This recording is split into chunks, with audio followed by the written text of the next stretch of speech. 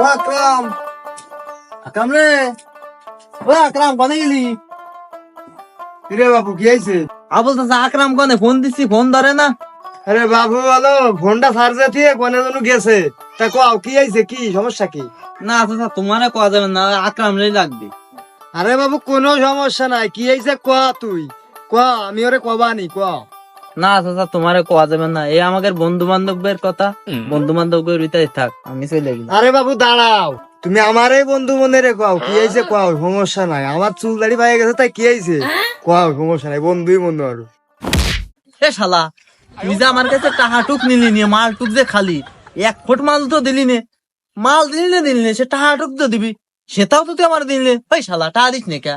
আমি দুঃখে ময়রা